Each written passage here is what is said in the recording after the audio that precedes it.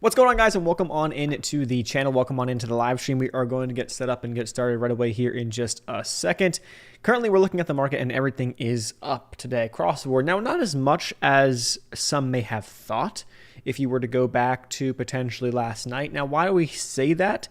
That actually has to do with earnings, okay? And so the earnings we're going to be talking about here has to do with Google, and it has to do AMD, and then we have PayPal on the implement. So we'll talk about that, but Google has about a 3% weight or so in the S&P. We'll take a look at Google. We'll take a look at all that stuff here in just a second. All we ask is a thumbs up on the stream, a thumbs up if you're watching after the fact.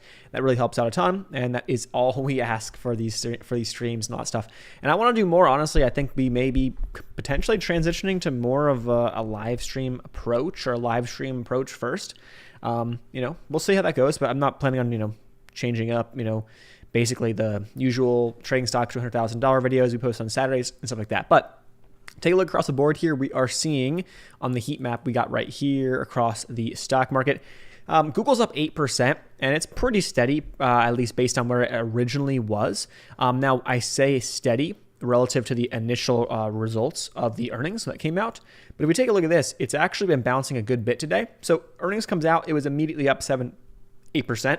And this actually would have been a really good dip buy opportunity for a day trade today, which I ended up not taking, but Google's got some very expensive option contracts. And so I just didn't see one that I liked at the time, but it was actually a really nice trade back to the upside off this dip. And why do I find that to be a dip zone? It was because after the initial spike, the initial euphoric run, or I guess, parabolic move on the earnings, it came back and it pulled back and it held right around here at like $2,900.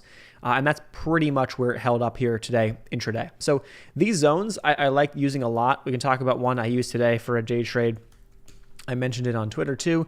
DraftKings come back down to the range. I sold at VWAP, so I don't really care. I scaled out along the way and sold at VWAP. But why was this an important zone? Was because it was the lows from yesterday. Now, I don't like if it comes back down and tests this level. Honestly, I would be more inclined to go short if I wanted to. Because the more tests you have on a level, the weaker it could get. And so same thing with the upside too. So that's kind of what we're looking at there, but it was a nice bounce back. I was down, 7-8% at the time. Like, hey, actually it was like 8 or 9%. Like, hey, like this thing could easily bounce back, to the top of this range, top of this zone, or to VWAP, which it ended up doing. That would be a 3% bounce. Options could go crazy, and it was like a 50% return. Now, I didn't sell for, I didn't hold the entire thing for 50%. I averaged in. It wasn't the exact bottom. So there's a lot there, but, 30 to 40% is pretty darn nice, I would say. So seeing a lot of stuff like that is cool because I like taking it. I'm definitely taking advantage more of these types of trades going forward in the future and stuff as we kind of transition to holding more cash in this portfolio. That's the plan. That's a transitional, I guess, move that we're going to be doing. But that aside, let's dive back into the overall market here and what's going on. So a lot of big names are kind of holding things up, but a lot of stocks are honestly down today, at least from what I am noticing. So across the board, we have 118 stocks hitting new highs. That's a good thing. 78 hitting new lows. So under the surface, there's a little bit more strength there. But we do see that even though the markets are all green, we are still seeing that more than half of stocks are declining, about 53%, versus only 43% actually advancing today. So a little bit of a mix in terms of that right there. The NASDAQ is the weakest out of the three. So the Dow is up just over 0.25%. The NASDAQ is roughly flat, and the S&P is up just about 0.5% or so as we speak right now. We'll see how that plays out into the end of the day. We'll take a look at SPY. It's been jumping around a little bit, but a lot of these dips keep getting bought up. But we got some resistance right here up towards about 457 or so. That was also lining up pretty nice with the pre-market highs that we saw this morning. And the futures look really well because when you have stocks like Google, AMD, some of these big name tech plays, when they had strong earnings like that, and they have decent weights, at least Google has like a 3% weight in the overall in the S&P, that's going to help drive futures higher. And that's what we got. Look at this yesterday afternoon. Ignore some of these wicks to the downside, but we pretty much had a really nice move in the after hours after the market closed. It closed very, very strong. Then it had this really nice move after Google's earnings, and it held up pretty well. And then futures were actually pushing up, and then we pulled back a little bit into the open in the first couple hours of the day. But we kind of quickly reversed that trend. And take a look at this. It actually worked out really, really well. If you've been drawing some trend lines and wedges on the S&P as of late, it's been a really good indicator to kind of see, reversal points and that breakout point. So we kind of had this little wedge, or this, I guess, channel to the downside. We eventually broke back above VWAP and broke above, and we're pushing back to the upside. Now we're kind of slowly grinding higher into the end of the day. Yesterday was an interesting wedge as well. If you take a look at yesterday's chart, for the S&P. Here's this. You have this kind of top end resistance that we hit 3 times up here at like 451, but then we had higher lows. And look at this, all day we built higher lows, higher lows, higher lows, and then eventually we broke out to the upside and went for a bigger move. Now we easily could have just as easily we could have broken to the downside, and if we had a big flush out, really continuation to the downside, we could have gone red on the S&P to close out yesterday, but we didn't. A lot of these wicks got bought up to the downside, and this, the market went higher. But just because that happened doesn't mean that, every stock was going higher and stuff. We kind of have a lot of stuff going on under the surface. Still, small cap land is a little weak, I would say, for sure. Today, a lot of the stocks that had made some nice bounces, for example, I think DraftKings is a perfect example of that. We'll go back to DraftKings and look at the hourly chart. DraftKings from the lows, obviously this is Monday's lows of last week, right? I believe. Yeah. So, take it with a grain of salt. It was a pretty crazy washout day, and it ended up closing like $2.50 higher than those lows. But from those lows, DraftKings was up over 35% to pretty much yesterday afternoon and this morning's pre-market. That was a lot. It's a big bounce. And so now off of that, you have a pullback here today of almost 8%. In the grand scheme, after making a 37 or 35%, run in a matter of a week or so, it's not too shabby, or it's not a terrible thing to pull back. Doesn't mean it can't go higher, but it also kind of shows that a lot of these, higher beta names, growth, a lot of these tech plays, you can look at like Cathie Wood's ETF, ARK. We can look at ARK and kind of see how ARK is doing. I think it's going to give us a very similar story to like DraftKings, one of the stocks that they own. Yeah, very, very similar story here. ARK actually bottomed out on Friday, though. They hit their lows from last week on Friday morning. And from those lows, we do a little trend line here. From those lows, ARK was up over 20% in literally like 3 days. And so now it's down about 5.5%. It was down like 6% earlier today. So, it's part of the game. Now, if it holds these low or holds this area today, for example, here's ARK. And I kind of like the highs of last week. So if we hold kind of the top end of last week's range as our new support, this could be the springboard, not necessarily a springboard, but this could be kind of the launching pad for a grind higher, or maybe a stronger bounce or something like that. So we'll have to see how things progress. Things are developing right as we speak in front of our eyes. So, we'll see what happens. But it's been kind of fun to watch. And I think what we're really seeing is we're definitely seeing that melt up. Here's the S&P. Let's look at the daily chart now. 3 days so far this week, just green. We are on track for another green day. We haven't had as much crazy volatility, at least the past 2 days. We'll see if that continues. The NASDAQ could go red today. The Dow is, I guess, closer to going red, but the S&P very well may go green again for the now 4th day in a row, considering last Friday. And, just kind of slowly going higher when a lot of people really didn't think that was going to happen. A lot of people were in puts. People were looking for, 400 or even sub 400 on the S&P on SPY. And, it keeps going higher. And so I think that it's an interesting thing to think about. And my concern really, I wouldn't say that I'm very, very concerned about it right now. And I'll dive into the chat here in a second, but I'm not really too concerned. I'd get more concerned if we break highs. Realistically for me, over 500. And I sold one of my 500 calls that I bought last week. So it was up really nice. And I sold that. I only have 2 left. It's kind of, I don't want to say a lottery, but they're almost free at this point. I'm stopping out at $2. If they go back to $2, they're currently at 3. I have an average at 177. So it was kind of a small little trade to kind of bet on the fear and take advantage of some of that fear last week. And it's working out really, really nice this week, but they're out to June. So I got plenty of time on those if we keep going higher. Like I was saying, if we break highs, and we're not that far off from all-time highs now on the S&P. From where we are right now, we are roughly 5% from hitting those all-time highs. And if we break those highs, go to 500, kind of hit that psychological 500 on the S&P or on SPY, and then break a little higher, that's where I personally would love to be a lot heavier cash. It may be a very euphoric time, and everyone's making money on this and that, and penny stocks or small caps are doing well, growth's doing well, ARK is going back up. If that's the case, that's a time that, hey, looking to be scaling out of positions and holding more cash and waiting for the time where people kind of get fearful again, or waiting for that potential bigger pullback. And so we broaden things out, bigger picture. Here's the weekly chart on the S&P. Yeah, you go back to 2009, look at how crazy of a run this is. This has been a really, really strong bull market. Really, it's been a longer term bull market, but since 2009 specifically, right, over 10 years, this has been crazy. And look at the extension as of late, right? Crazy extension. So these extensions, when things get euphoric and parabolic, yeah, you have to think bigger picture, months and years timeframes, but we very well could come down a good bit, or we very well may just consolidate for a while and slow down in a big way. this extension to the upside, this parabolic move at some point. You just got to take that into account. Here's the monthly charts. Now, each of these candles is 1 month. Here are some of the, long, I guess, bigger picture bear markets that we've had. So you got to go back to pretty much 2000 into 2002 or 2003, roughly, early. So that was like a 50%, pullback or correction in the overall market. Now, it took a while, took a couple of years for that to happen, but that's what we saw. And then the same thing here back in 2007, 2008, down into the bottom that we saw in 2009, about a 56% correction. If you go back to what we saw here in March 2020, sorry, let me use a box because the box is easier to see, at least I think. March 2020 down to lows that we saw pretty much the same exact month. It was a 35% pullback, but it wasn't an extended period of time. So this kind of, to me, seems like we could be setting up for something like this in the near term at some point. Now, of course, I'm definitely not the perpetual bear by any means, like a lot of people, but you have to understand that a lot of us haven't been exposed to a market. A lot of people who are even newer, who got into the market like literally on this dip, haven't been exposed to the market very, very long and have not lived through. Whether you live through it, there's a difference between living through it and there's a difference between actively investing through it, right? It's going to be very, very different from what a lot of people have seen. And I think that is something to just think about and be ready for. Personally, I don't think it's going to happen until it gets very euphoric and we have to get a little, I think for me, I think we need to go 500 plus on SPY and then we can see something like that. But we'll see what happens. Again, doesn't mean that, we can't go higher, we can't go lower, who knows?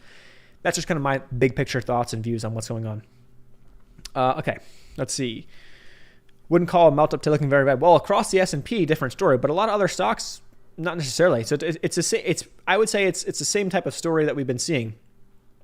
Pretty much a lot of stocks that are higher growth and higher beta and all those, and a lot of small caps are pulling back a little bit after their bounces off the bottoms from last week.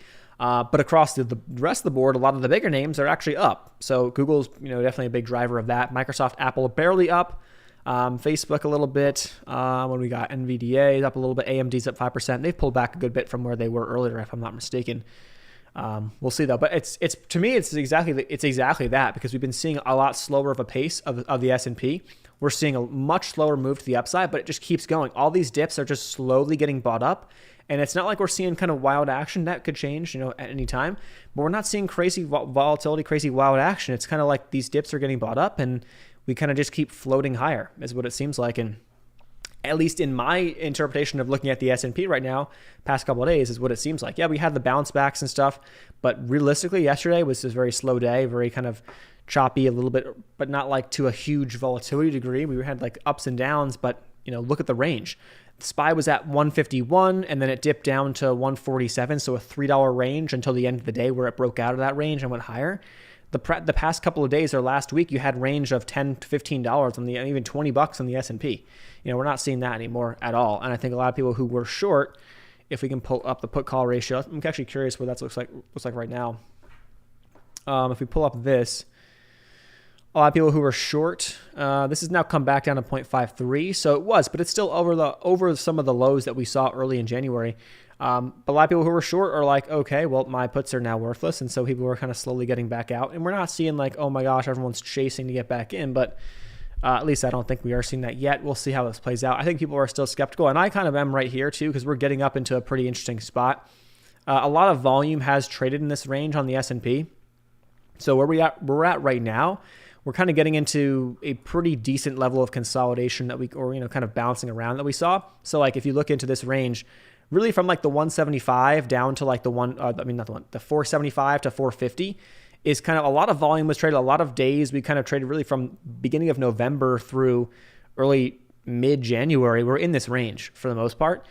So we're getting back through that. If we clear, depends. I don't imagine us clearing through very fast. If we did clear through very fast, I'd be pretty impressed. And that means we get back up into the 470s. We'll see. There's still 2 more days this week, and I don't know what's going to be necessarily going to be stopping things, at least as of right now. We'll see though. PayPal keeps swimming along with my Tesla positions. I took just as like a speculative play into the end of the week. PYPL, what is it? It's actually up a little bit. PYPL is PayPal. It's down a lot, and what did it do? It literally filled the gap that I had. I had this this zone right here, you went back all the way. You got to go back to 2020. The initial, they had an earnings back in March or May of 2020, and they gapped up. So this gap is here from like 140 down to like 130. So a $10 gap.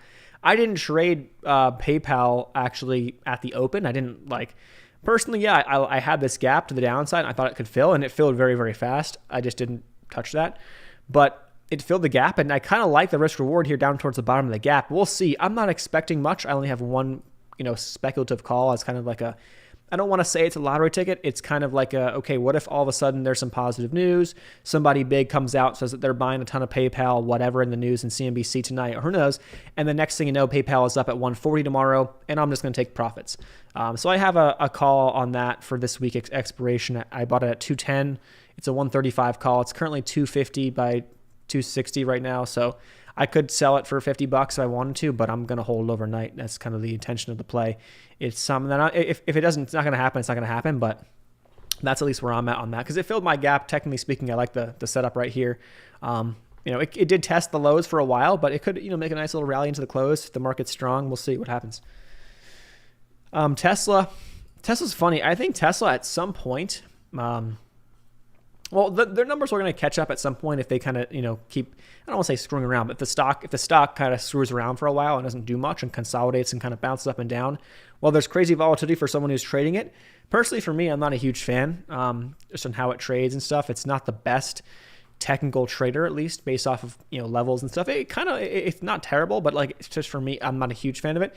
But if that's the case, though, this thing can kind of bleed out for a while, or if we see a bigger pullback in the markets at some point this year or whatever next year, then yeah, maybe hopefully the numbers catch up, their earnings and stuff kind of make more sense, and the stock comes back to a different valuation, or comes back to a more reasonable, I guess you can say, valuation at some point. Under $1,000, I think if you're willing to hold for 5 to 10 years, I think it's probably going to be okay. I wouldn't want to be buying this thing over $1,000, but obviously you can probably get it. I mean, realistically, if the markets go higher from here, yeah, this is going to go back over 1,000. If the markets just kind of screw around and kind of consolidate for a while, this can easily kind of fade off and drop under $800. And if we get a bigger pullback, or dare I say crash, well, then this is coming down probably to 500 or even lower, I would say, in an extended bear market. I'd say Tesla under $500 is very realistic if that happens. It's been the stock that kind of just defied gravity defied a lot of odds and for so long. And I feel like that game will eventually end at some point, maybe for a year, a couple of years, and we'll see. It's funny how on the weekly chart on Tesla has never dropped below the 50 MA on the weekly, and it got very, very close last week. It just literally touched that level and bounced. So I'm kind of looking at, if that breaks down, that could be your indication of, okay, I would be looking to the overall market for weakness. If that weakness in the overall market confirms my thesis of that, okay, now Tesla's breaking down below a key indicator that it hasn't broken below in a long time, this could easily dump down back to the lows that we kind of saw back in 2021 at a minimum, and even lower potentially. Nothing against Tesla. I think that they're going to keep growing their business, and more cars will be on the road. But I mean, the stock is just, at a completely different level compared to the valuation, which doesn't matter when the market's hot, but when the market's not and it's a bear market, that's going to be a really good opportunity for bears to take advantage of. Well, at least, that's how I see it in the shorter term, couple years, months to years, rather than looking at the big picture. But again, that's another other part of it too. First, for me right now, there's not too much that I'm really interested in buying in my IRA. My IRA, I want to be buying stuff and holding it for a long time and not really worrying too much. I'm not really super interested in buying too much right now. I'm trying to build up a bigger cash position there. And then ultimately, ideally, we get some better deals, or or get a bigger pullback or something. And then I can start picking up some ETFs that I like, or even like a Tesla, but I don't want to buy Tesla this high. Maybe my stocks right now. My stocks are red too. A lot of them are, a decent chunk. But no, I feel it too. But I will say that a lot of my stocks that are red today are stocks that bounced, 10, 15%. Some even bounce a little more off their lows. So, it's kind of part of the deal in a sense. We'll see how it goes. I would like, if the market stays strong, I would like to see those, some of my stocks bouncing back this week. We'll see though. We will see. As we speak, SPY just broke out of the double top right here, up over 457. Now it's breaking out, or trying to push through. Any thoughts on RIV? And I'm definitely not a huge fan of it. Although it's down a bit today. Same example, right? Look at Rivian. It hit $50 on the nose was that Friday? Yeah, on Friday. Hit $50. Then it bounced 40%, and now it's pulling back. So, okay, what I want to see it do is it had this, before that little pullback last week, the kind of it's tried to kind of consolidate in this range. So I would like to see it holding up, and that could be a good technical spot. If EVs stay hot and the market stays hot, growth stocks are here, this could go back to $100. I don't really have a doubt that it can. My only concern, though, is that if that is not the case, and this is kind of like a dead cat bounce, and we do see more pressure, this is going to go under 50, I think, in the short term. But in the long term, let them prove themselves. Is kind of how I see it. Same with Lucid. I think Lucid's look at Lucid's chart. Lucid's getting killed, or at least it has been. Yeah, it's down 7% today. It's actually, pretty nasty. It's almost back to Friday's lows, about like $2 off of those lows. But yeah, Lucid, again, same thing here. So far, it tried yesterday to get back up over $30 and it couldn't do it. So that's kind of the key level for me. It's like Lucid needs to get over 30 and hold. If it can't do that, you're probably going to hang out in this range for a while, down from 30 to like 20, dare I say 17. That's the bottom of the range. Is kind of the range I would be looking at picking up some, is towards the lower end of that range. If I wanted to, but also be letting them let earnings play out, let their deliveries play out. If they can keep it up and keep up with what's going and keep up with expectations, then yeah, that they can potentially be a really great longer term hold as well. Can we search on Finviz Golden Cross? Let's see. I'm pretty sure you can, if I'm not mistaken. Go to the screener tab here. I want to say it's in the technical section. It's not in here. I'm pretty sure you're not going to find Golden Cross here. You can actually look it up. I'm pretty sure on Webull, if I'm not mistaken. You can look it up on Webull. The Golden Cross. Let me just double check that on Webull screener. Okay, go to the screener tab on Webull. If I just widen my search to market cap, I don't care. Exchange all is fine. I would need to go to filters, and I need to go to technical indicators, and then there is the MACD Golden Cross they have. That's not the Golden Cross. There is more so the 50 cross and the 200 on the daily. MACD Golden Cross is not the best. Isn't necessarily what I mean by that, but okay, let's go. You can make that essentially, or make whatever kind of indicator you want, or screener. So if I go to the 50-day moving average. Let's see. Price crossed 50 SMA. Let's see. I'm pretty sure you can do like a 50 cross in the 200. Let's see. Yeah, here it is. Okay, 50 SMA, 50 crossed SMA 200 above. Boom. There it is. There's your, I guess, Golden Cross. Now we can sort by volume here. Let's go to volume. Where's volume? Sort by volume on these guys, and we can see that TZA. Daily small cap bear 3x. So essentially, this is betting on the down. This goes up when small caps go down, when IWM goes down. So look at TZA, right? You just had, yeah, here it is. It's very tough to see, but I'll pull it up on my my main chart so you can see it better. All right, let's go to TZA. And bigger picture on this. Look what's happening on TZA. You just saw the 50 cross over the 200. So the blue line that I got right here is crossing over the orange line. That is kind of your Golden Cross, and that's potentially an indication that we can see a bigger move to the upside in some of these things. Now, personally, for me, I don't know, like if it's the best on like a 3x ETF to use. But if we go back, let's check other stocks here. The Russell, the short the Russell. Okay, so WBA. Walgreens Boots Alliance, short the Russell is popping up a lot. NRG Energy, BTI, British American Tobacco, AEP, TS, anything like that stands out. Goldman Sachs, BTC. Okay, I'll look at let's go to NRG. NRG just had that cross set up recently, like literally just now, where it's done that. So you can do that on Finviz. It doesn't it's kind of like making it your own in a sense, but you got to go to technical indicators, and you got to go to 50A simple moving average, and then go to 50 crosses the 200, and then go to above or below if you want to find those that are crossing to the downside. So that's kind of what we're looking at on that. Let's go back to Webull here. How is SPY doing? SPY is almost up 1% today. It's pretty nice. It's pushing up to pre-market highs. It's going to go for it right now. It looks like it wants to at least. That's pretty impressive, honestly. But a lot of stock on the surface, a lot of stocks aren't necessarily there. But let's see. I'm just going to go through and check a few. Okay, so this is one of those airline plays that I do like. It's bouncing off. It's small cap, though. So you kind of have that negative, I guess, small cap sentiment on it. Actually, let's check on the jets. We're seeing a bunch of, I think overseas, you're seeing a bunch of stuff in Europe and whatnot. A lot of restrictions are being, wiped away and pulled back. So you're kind of seeing a lot of that stuff happening. And I think that this is a great sign, at least on the Jets ETF. Jets just broke above the 50 SMA, and it's holding that. So I want to see it hold that, stay over 21 on Jets, and I would be really happy to see that for continuation. Now, the market's got to kind of cooperate to some degree there, but you could very well see if you get some positive news, virus-related news, which I think we're going to be seeing that going forward and a lot of restrictions being lifted. 1 or 2 days of that, these things can all pop 10% in a pretty short period of time airline-wise. So we'll see.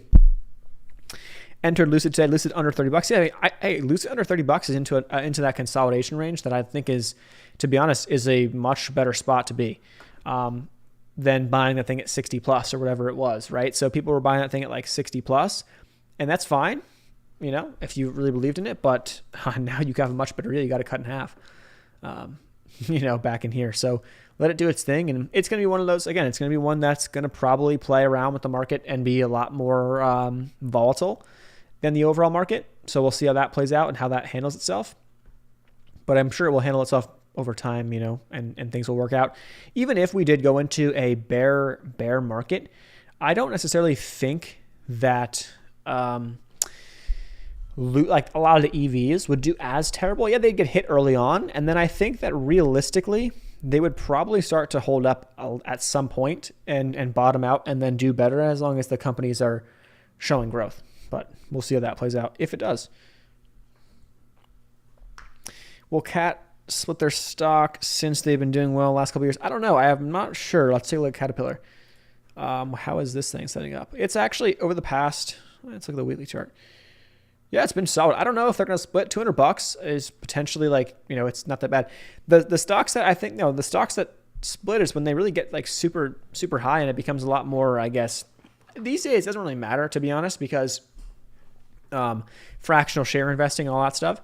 But like Google, like that was up over like $3,000 or like it's like up near $3,000. Like, okay, it just makes it so much like less appealing for an investor, like a young investor or anyone really, to just buy Google. Not that it really matters these days, but I guess there's a little bit of that psychology at play.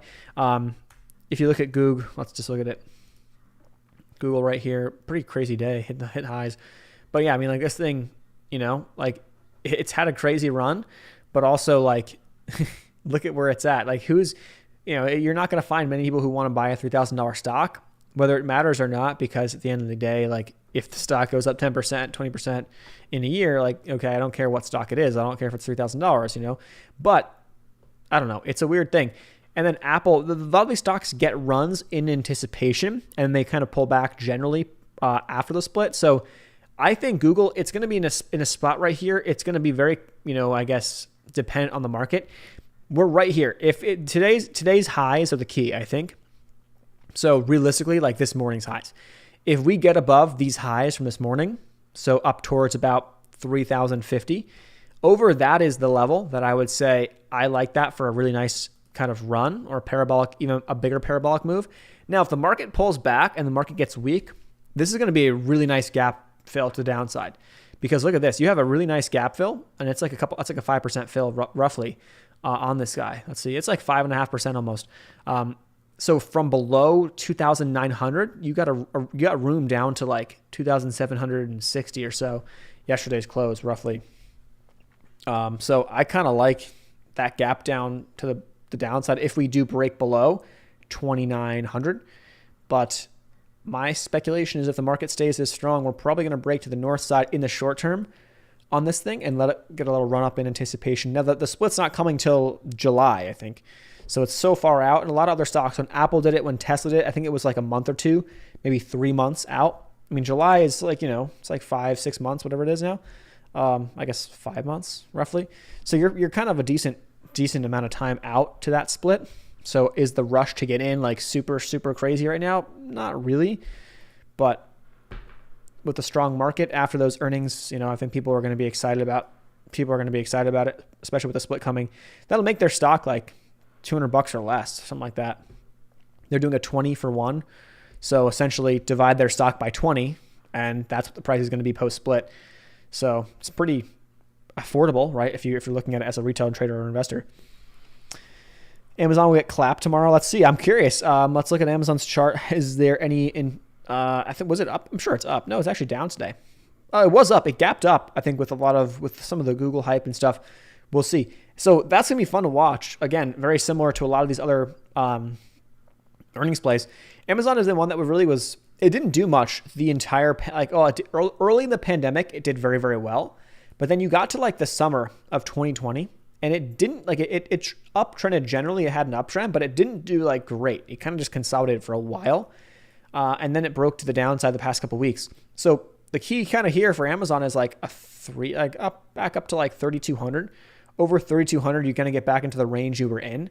And everyone's looking at the earnings. Another thing too is that I'm seeing rumors of they're looking to, I'm not saying sure if this is going to be accurate, but they're potentially going to raise Prime.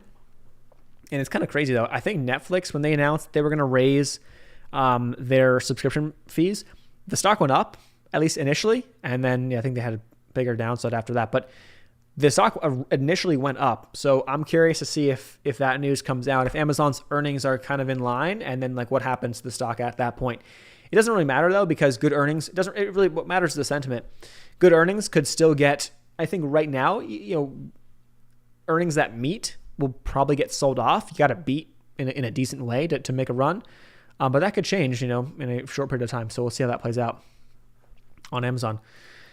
Let's see. Going back across through NUS Mesa SPY. Those calls are nice. It's up to what's SPY up to now? It broke that 457 level, and it just keeps inching up. Biotechs though today are down a lot. So let's see. At least it was. Let's look at XBI. Yeah, look at that. So it doesn't. This is cool. I haven't seen. Well, not that I haven't seen. I have seen, but we have kind of just assumed that a lot of stuff just goes up with SPY, goes up with the market, but that's not the case. Like this is XBI, this is the biotech ETF, which I think I saw like 60% or something short interest. Someone posted on Twitter at some point, like yesterday or today, which is, that's interesting to me. I'm curious. I understand shorting stuff, like obviously making money on the downside, but the risk reward kind of gets a little interesting down here. If you're shorting XBI. If you were shorting XBI, a couple months back in November, great. You shorted it into last year, great. But you're shorting it down here, sub $100. I don't know, over a 50% decline from the highs. Pretty nasty bear market for biotechs for a while. You're kind of asking for some trouble, I think, if you're going to be shorting it here. But it doesn't, who knows?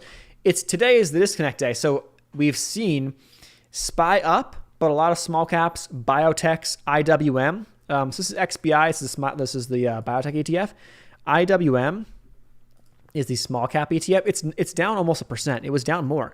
So IWM, we've been saying it's kind of at the highs of last week's range, really. It needs to get over that 205. That's resistance on IWM. 205 is key.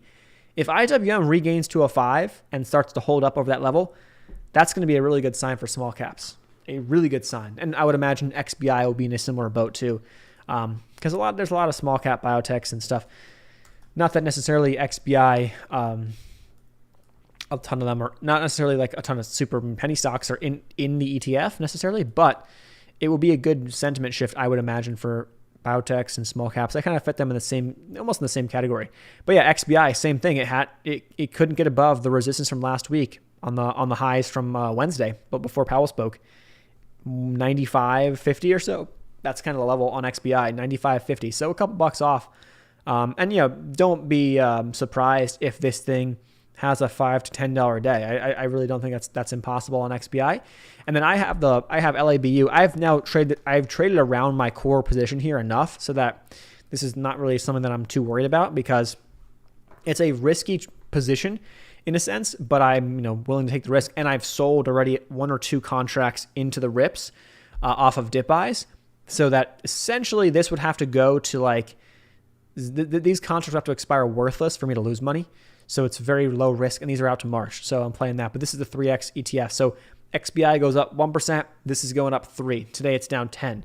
But it comes to the territory of playing that. So I'm not putting my entire portfolio in it, obviously, but it's part of playing that up and down. Now you have enough to take advantage of a bounce back and to sell into that. And I think we got about a month and a half now for this to work out. I think we can get a bounce, but whether that bounce is sustained or not, we'll have to see. Market at least is sustaining the bounce for now. Let's see. Back to SPY here. It's up about 1% as we speak now. Okay, go back to, let's now check on FinViz. We go back here and you check on advancers, decliners. It's still the same, roughly. So we're still seeing more stocks declining than advancing, despite now the NASDAQ up 0.5%, which was flat when we started live. S&P up roughly 1%, and the Dow up over 0.5%. So that's kind of interesting, at least to me. PayPal is bouncing a little bit. I think those calls are now looking a little bit better. PYPL. Yeah, it's above VWAP now. Above VWAP. So maybe that ends up working out for me into tomorrow. We'll see what happens. But I kind of also, if the market gap's down, well, who knows? Anything could happen. If the market gap's down, probably won't help PayPal. But I mean, the stock is down 25% today. It's pretty wild. I'm surprised. And we got some good bounces. Let's look at some of these bounces from the lows. 3 to, it's really been like 2 to 4% bounces, which honestly, I'm kind of surprised we didn't get more range. And maybe it comes later this week. Maybe it comes next week. Maybe like a Netflix type of situation. I'm surprised we didn't get more range. Whether it's a bounce back that ends up getting faded back off, I don't really care. I'm surprised we didn't bounce harder or see a little more range. And it was kind of a trender today where this thing kind of just trended down at the open. And honestly, since then, it's just been like trending down lower highs. It's trying to build back up and break this VWAP and get a little higher high here compared to this morning. But it's not, it still hasn't been super strong. But if you go back to Netflix, what is this from like last week? Netflix is at 427. I remember I was buying Netflix calls on Thursday, that just for a speculative Friday play, which I thought would have worked out how the market played out, but it didn't work out the way I thought. So it is what it is.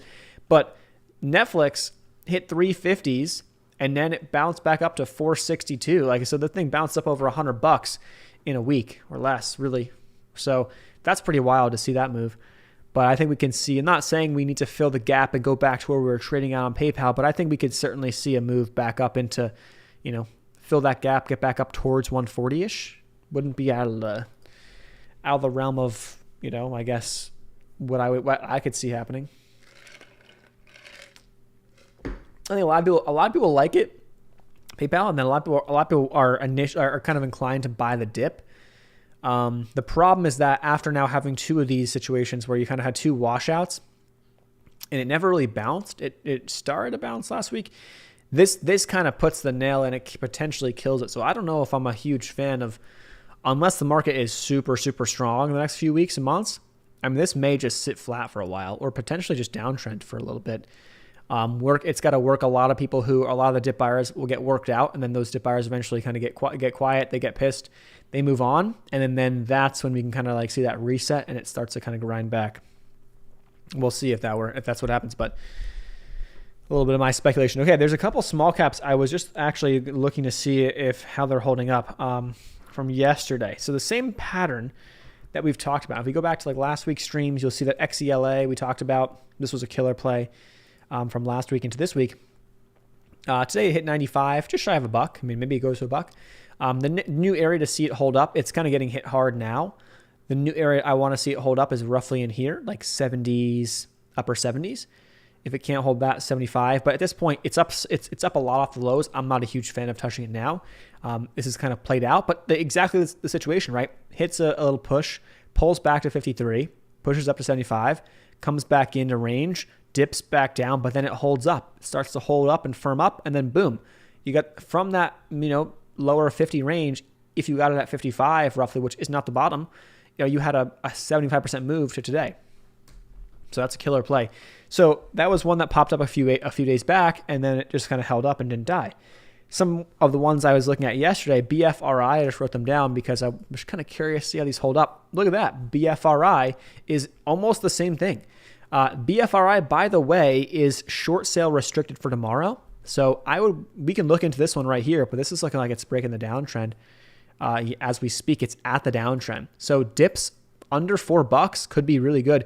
This thing hit 370. I kind of like the risk reward. We might take a position on that one. We'll dive into that in a second just to confirm a few things before we do. And then CARV, CARV. And there's one more. Yeah, CARV, I mean, a little bit less volume, it seems like here. But again, CARV is the same situation where the thing pops from 7 to 9. Not a huge pop. Pulls back, but now it starts to hold up over 750. And now it holds up and makes a higher low. This could be a secondary squeezer this week into next week, right?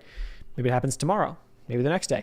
But these are two that I like. And CARV, I believe, did hit that 10% down. So that means it is going to be short sale restricted into tomorrow, which means you can't short into the bid for tomorrow. So that's good. That's good for tomorrow's potential setup.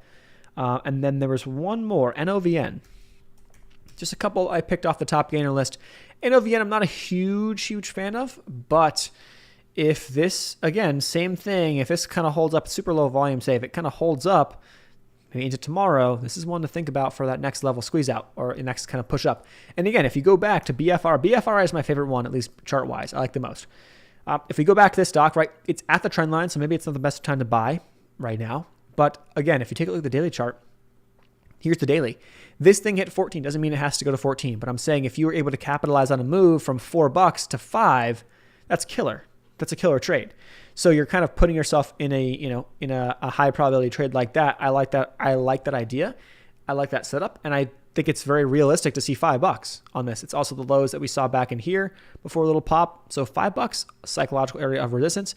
If you're in below 4 every 25 cents, scale some out, bring your stop loss up, and you're good to go. I may take that. Let's just dive into it really quick here. I'll look at CARV's daily chart first too. Just to get a picture of this. Again, same exact setup here. I think CARV could be very, very good next week or even this week. Why? The thing is down a ton. Does it mean it has to go up? No, but it's down a ton. You have your first pop, you pull back, you build a higher low, you hold up, you don't fade off, you don't die, you don't go back to new lows, you hold up. This sets up for that next level squeeze out. Obviously keep your risk in check. And I think it's very realistic to either look at a key level you're looking at. So for example, on BFRI, let's go back to BFRI. CARV has got like too low volume. This has a little bit more volume. Today volume was at, where is volume up here? Today's volume is 2.38 million. Not great, but it's better than I think CARV is sitting at. Let's look at CARV. CARV is sitting at 89,000. There's no volume there. So BFRI is probably, if I had to say, it's probably one that I'd have on the radar for a bigger move up. So let's see. I'll start. We can play this. Let's play this way right here. You're kind of at resistance. You're at the trend line resistance. You're at the lows from pre-market today. Here's the stop point. I would say you would look back to these lows here. I would even look to say 75 is my stop point. So give it a quarter. So I'm going to risk myself 25 cents if I take a position here. And then if we hold that 375, and I'll give it a swing. I'll hold it overnight. I don't care. I'll just check a couple things first. We'll check on some recent news flow, shelf offerings, and stuff like that really quick. If this thing sets up and breaks this trend, this is going to go to 425, 450, potentially $5 tomorrow if it squeezes out. Because again, we still have not had a crazy runner in small cap land. All right, so let's look at BFRI. BFRI, let's see what's going on here. So February 1st, they provided an update on their patient recruitment for phase 3. So they got a phase 3 run-up type of play, which is kind of cool, and I think that's worth looking into. So let's go to BAM SEC, and let's look at BFRI. These are risky, and it's not something that I like to trade very, very much, but it's been what's working. So you kind of got to take that into account. I might go back here and check on any insider buys. Okay, no, nothing there. We're looking at a market cap on BFRI of 48 million. They have very low amount of cash based on this. Let's just double check that. Doesn't necessarily mean that anything. It doesn't mean the end of the world, but it's something that it's worth noting. All right, let's look at cash. They have about $1.7 million in cash. So that's pretty low, my guess. And they have to look down to their expenses and stuff. So revenue, 4.3 million. That was the last 3 months that we got. Let's see. They had operating expenses of 20 million. So they are going to need some cash. I'm guessing they're going to need some cash, and I would imagine they're going to probably want to raise. Okay, so let's see. They got this prospectus supplement right here. Offering and resale time by the selling stockholder up to 5.7 million shares of common stock. Let's see. Issuable upon the exercise of outstanding warrants, which issued December 1st, 2021. So there's some risk there. There is some risk. They don't have very much cash. They definitely are going to need some. So I'm a little bit cautious on taking the position there.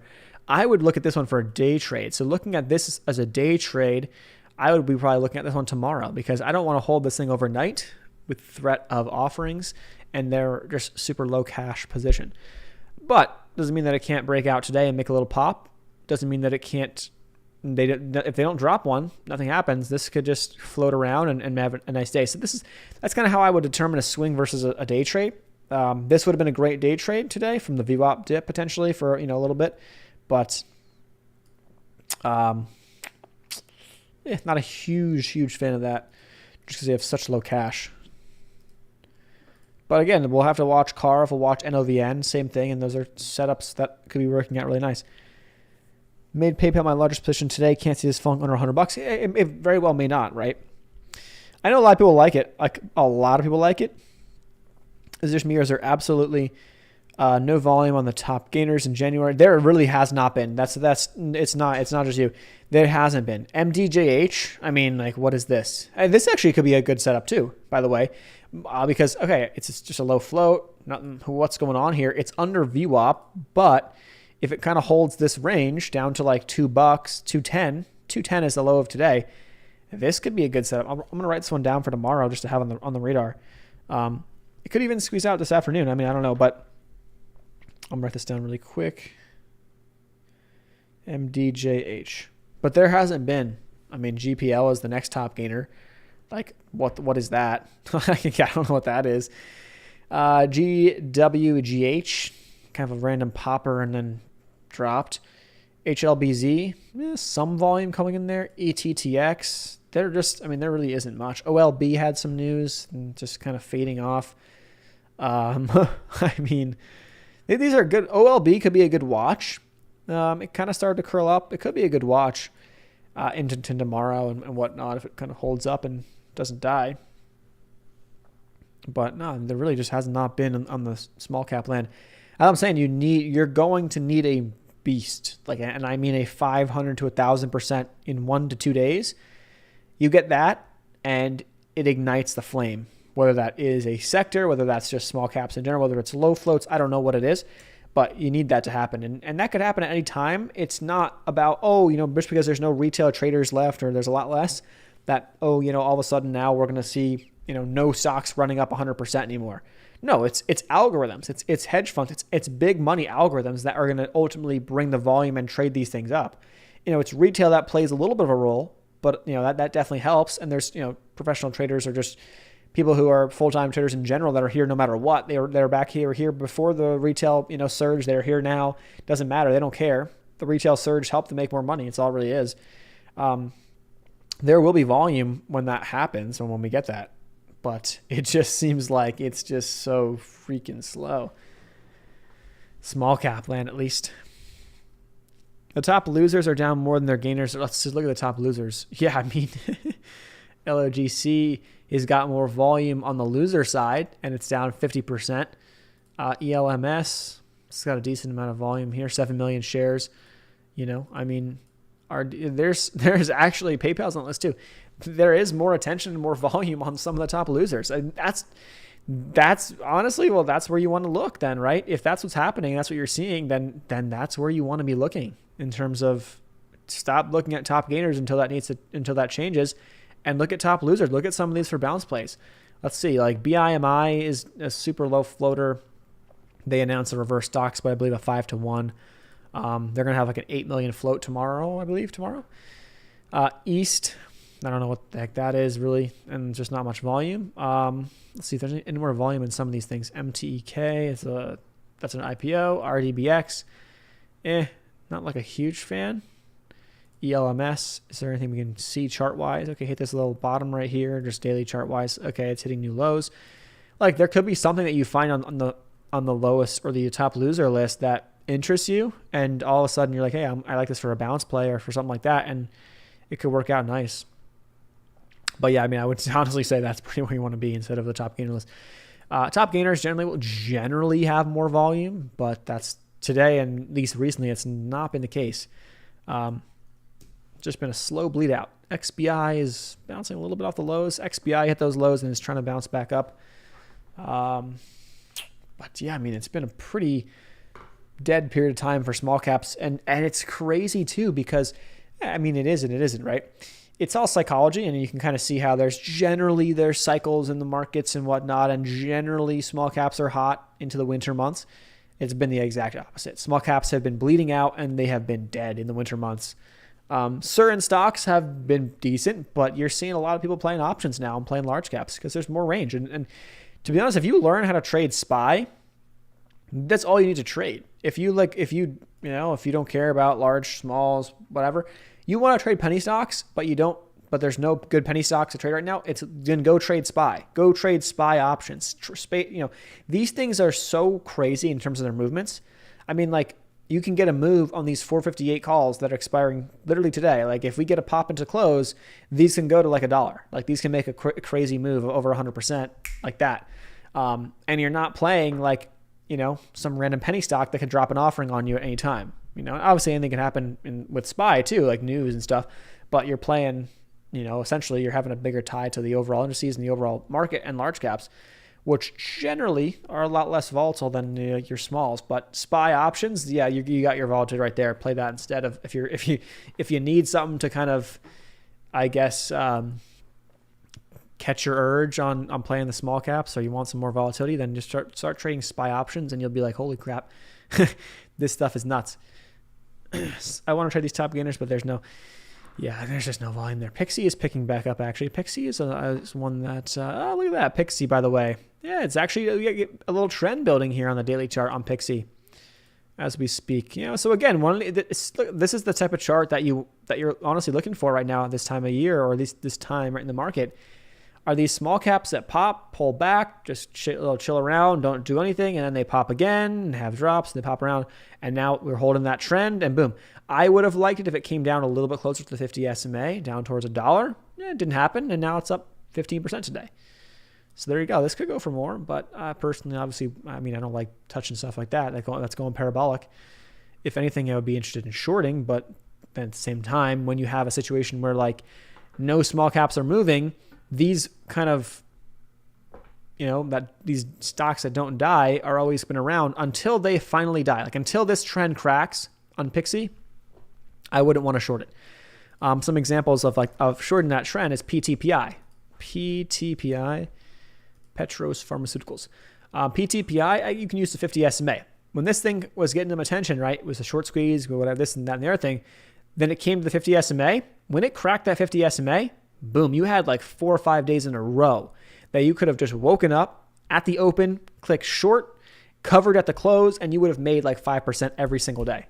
Like, when that trend cracks, there's multiple days that you can get out of the backside of these moves. But you got to wait for that trend to crack, and just be patient on it. There's no need to rush into it. No need at all. All right, let's go back. QQQ is pushing. Well, let's look at SPY. QQQ and SPY. 5-minute charts. I actually haven't looked. Where's QQQ at? Is it back to that key level? Yeah, it's right back up there. So QQQ really close to that, 370-ish area that we had a really crazy bounce from a few weeks back, and then it plummeted through. But we're above the 200 MA. We're above the 200 period moving average on QQQ now. If it closes up here over like 366, which I guess is a good sign, right? It's been below that for about a week and a half, and now it's getting back above. We're seeing a lot more stocks. If you go back to Finviz too, we're seeing a lot more stocks that are popping above that 200 MA. Let's go back here. Now we're up to over 30%. If we go back to Friday of last week, we were at 20% of stocks above their 200 moving average and 15% above the 50. So now you got almost 30 and 30 across that board. You're seeing, though, how a lot of stocks are reclaiming their 200 because their 200 is actually a little bit lower than the 50. So a lot more stocks are quickly reclaiming that 200, and then you'll probably see more reclaim the 50 if this market balance is sustained and we keep kind of just, floating higher or even just consolidating for a while. You'll see more stocks that will be above that 50 than the 200. The 200 is a lagging indicator. So take that with how you see, you see how much faster or the 50 is going to move with the movement of a stock because it's taking the past 50 days and giving you the average. The 200 is taking the past 200 days, giving the average. So it's going to be slower, especially after big moves to the upside and bigger moves to the downside as well. So the 200 is probably going to just chill around. It's not going to make a huge move from where it's at right now. So around 366 on QQQ is roughly the 200's location for the near term because you're still going to be factoring this in. Now, if we keep going higher and higher, yeah, it could push up, but you're still going to be factoring in this consolidation and this pullback to the downside. That's going to be in that for a while, whereas the 50 MA, right, you're going to all of a sudden, we're going to get a month out from now, and that 50 MA is now not going to be factoring in this consolidation, be factoring in the dip, the bounce back, and then whatever happens next. So it's a lot faster moving in terms of what it's calculating and whatnot and all that good stuff. So that is that. An SPR, man. These things, some of my small caps have just been kind of floating around, right? And this is floating on like no volume back to the downside. It floated up, and now it's floating back down, and it's almost down. If it hits 10%, that would actually be pretty good because then it's, I guess, SSR tomorrow. I like when my small caps go down 10% in a day. It's actually a time that I like adding because you have that you run into the short sale restriction. And then if you do get a PR the next day, which is a kind of a random, or it's kind of luck, right, in a sense. But there have been situations like that I've been in where, I'm in a small cap, I'm in a swing or whatever, and then the thing drops 10% in a day and for no reason. It's just the market's either, down or there's no reason or whatever. And it wasn't even up that much the past couple days. And it drops 10%. It triggers SSR. The next day they drop a PR and the thing goes nuts. And because you can't short into the bid, so it's a lot more difficult for shorts to attack those things. And so that's kind of honestly like the setup. I mean, if we get one of those, any stock really that drops 10% today, that has a PR tomorrow, that could be a massive, just a beast. And it could ignite the flame. We'll see what happens, but that would be a great setup into some small cap igniting the flame here and sending us for a nice little crazy run on something. We'll see though. It's going to be very crazy. It's going to be interesting to see how that happens too, because you have a lot of people now who are like, okay, I'm in all these things, or we're watching small caps and all these top gainers. Just the current market is short the top gainers. You'll make some money. Short the parabolic moves into the top gainers, and you'll make money because they don't hold up. And it's been working, but eventually that's not going to work. And then all of a sudden people are going to get squeezed out, and you're going to see a crazy move. And then it's going to be difficult though for those people to come in as buyers because okay, how many buyers are you going to have after seeing that? Shorts may be in control and whatever, but then all of a sudden the buyers are coming in, the new buyers.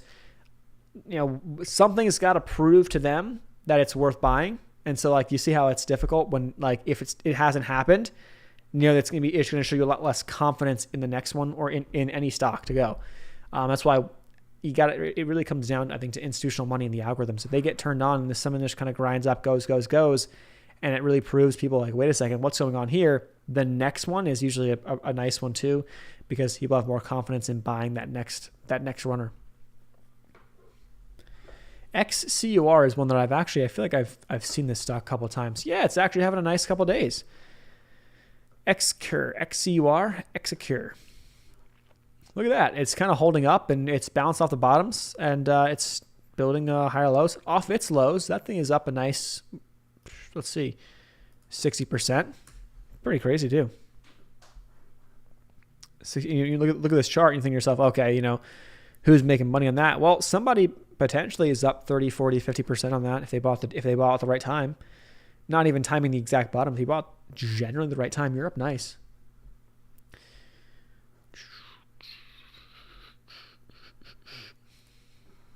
Let's see. Go back to SPY. How is it holding up? It's still just slowly holding up as we speak here.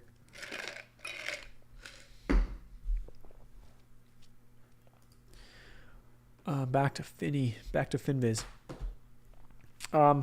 Yeah, so there's this. Well, we talked about this earlier too. The Google's 20-for-1 stock split, which is going to be nuts.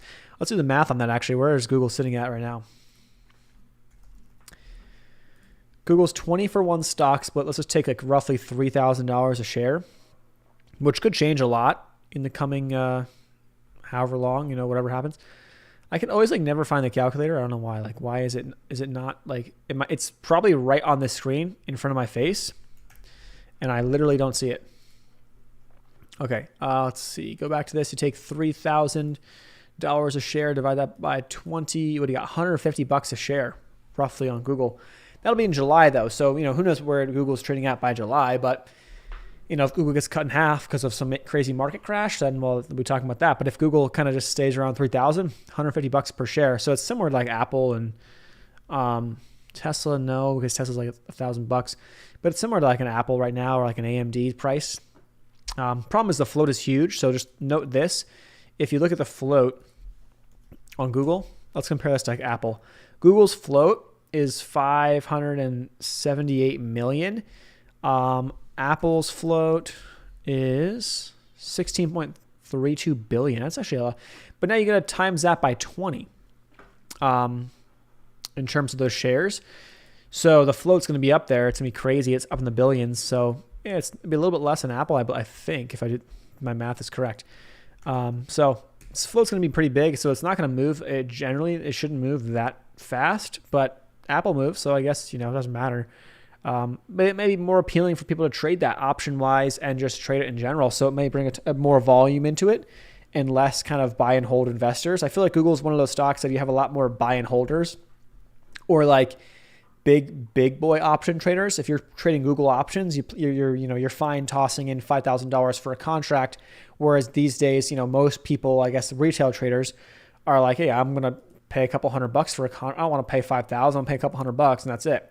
But this could be actually setting up a little bit here too into the end of the day. Google's little possible breakout here. If it breaks back up over this area, pop back up to 3,000 plus. Okay, can you take a look at TTOO? Been holding on dear life. Yeah, let's take a look at it. I mean, it's been one of that's. Yeah, I hear you on that. I'm definitely with you on some of those small caps, but this is one that I feel like I've traded this one before in the past, like a lot of times. And look at this trend, man. It's kind of crazy to think about too.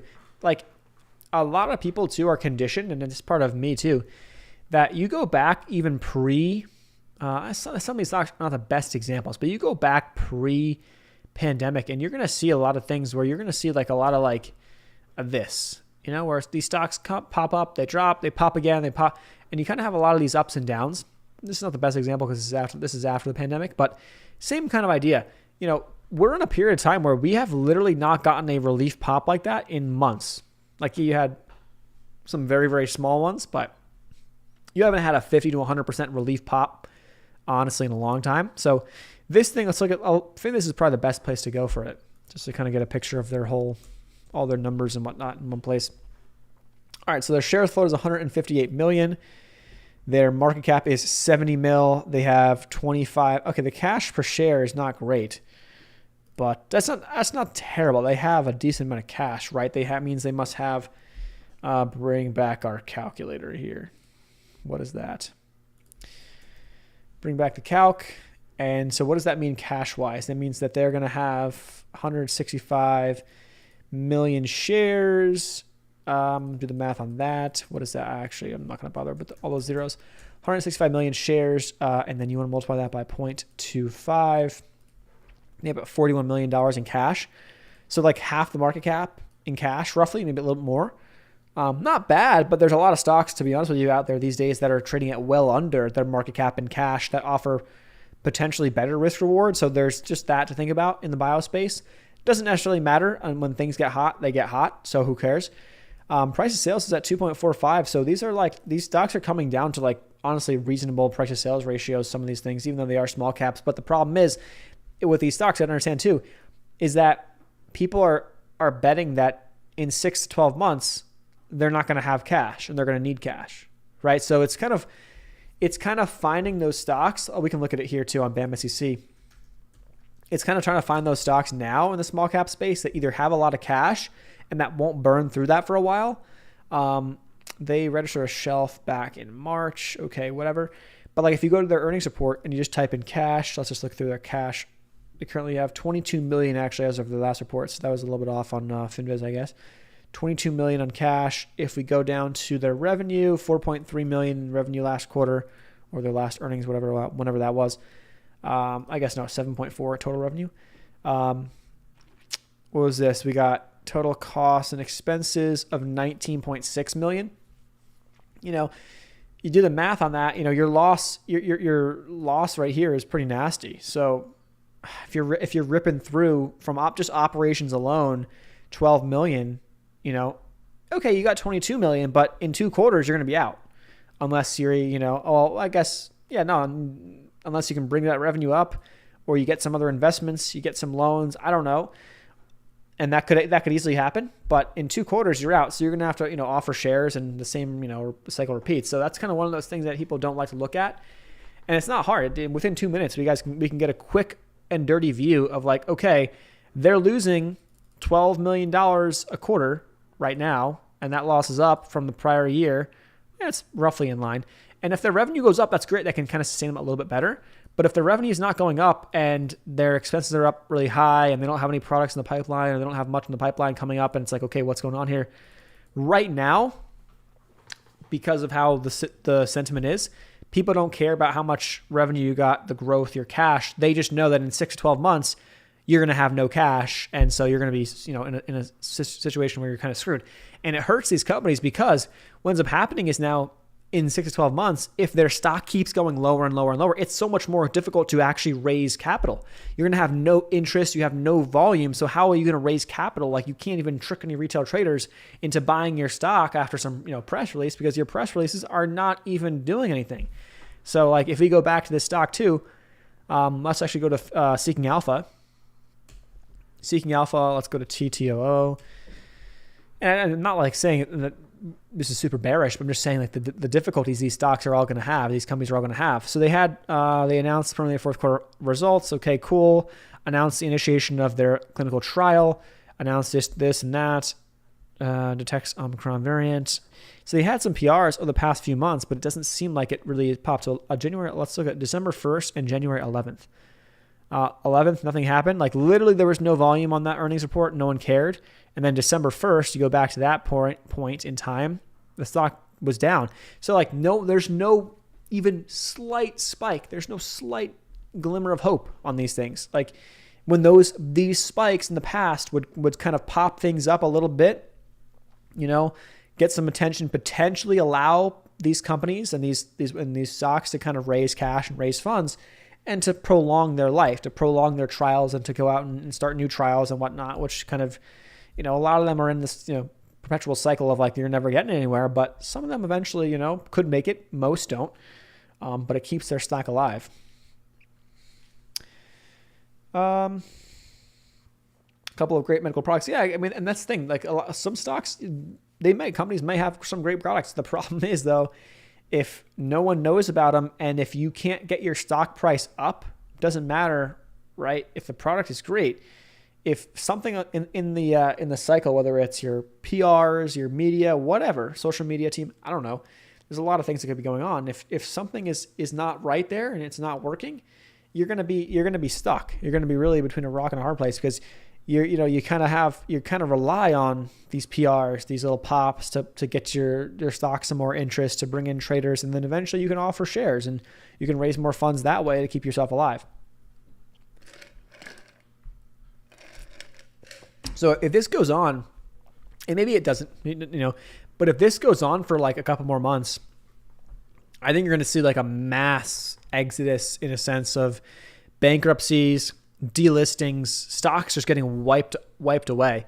So you got to be careful of that. Just make sure you're in these companies, if you're in these stocks, that they have cash, they can at least survive the next couple of quarters. And if that's the case, you're at a lower risk of that delisting or bankruptcy. It's a risky game as it is, but right now is not the time to be initiating, in my opinion, is not the time to be initiating, large swing positions in companies borderline bankruptcy, right? You want to look for the better quality if you can, if you're playing the small caps. Yeah, the market sucks right now. And I'm in the same boat, right? I got small caps that I like, and some of them honestly I think are okay. They'll be fine with what they're doing, at least for the next couple of months. And so I'm gonna let it play out for a little bit longer. But yeah, I mean, it's very possible that like these things, my small caps, they pop, and if it goes 10, 25, 30, 40%, I'm just gonna take that and move on. And whether it's break even or whether it's like a slight profit, didn't hit my targets that I wanted, whatever, just move on to the next one and reset and readjust and readapt. It's part of the game, right? And I think that the swing approach we were talking about earlier on some of those momentum plays. By the way, let's go look at BFRI. We're looking at SPY right now as it's trying to push a high of the day. It's actually going to 458, and we were looking at those options too, like a few minutes ago. The 458 options. By the way, we were looking at these. They were 40 cents. They're now 65. So do the math, whatever that is, like a 30, 40% move, almost 50%, right? I think actually it is probably like 50%. So like within like 20 minutes, you can just make 50% on SPY. Like if you trade SPY, like it kind of fills the need in a sense fills the void that small caps you kind of have on small caps. And I think it's worth for checking out. If you like trading momentum small caps and you like playing those stocks, SPY options, weekly expirations, or even 0 days, because SPY options expire Monday, Wednesday, Friday. I mean, it's be careful, don't be stupid. But there's some fun to be had, ups and downs on playing those. Puts, calls, doesn't matter which way you want to play it. They are wild. And especially if you got a good feel on the move and the direction, they're killer. I know those who were buying SPY calls last week are just laughing. If you bought some time on them, or you even bought out for 2-3 week expiration or out into mid-February, February 18th, you are laughing right now at SPY as it just keeps grinding higher. It's kind of like I have one of these now. Well, actually, I have two left. I sold one, but I had 3 of these that I bought sub $2 on these 500 calls. Now it's super far out of the money, but SPY has been up every day since I bought them, pretty much. So they're up pretty nice. I mean, what's the percentage on that? So percentage from my average here to now, they're up like 80%.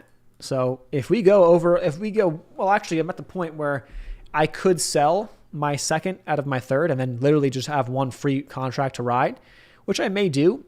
But if SPY keeps, the strength up, this goes up $4 or $5, I'll take it off, and then I'm going to leave one on there to ride. And then that's literally just my lottery ticket almost.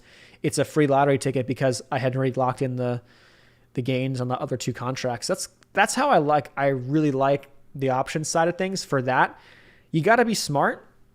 But when you're playing options, obviously I don't, it's difficult to go in with heavy size, right?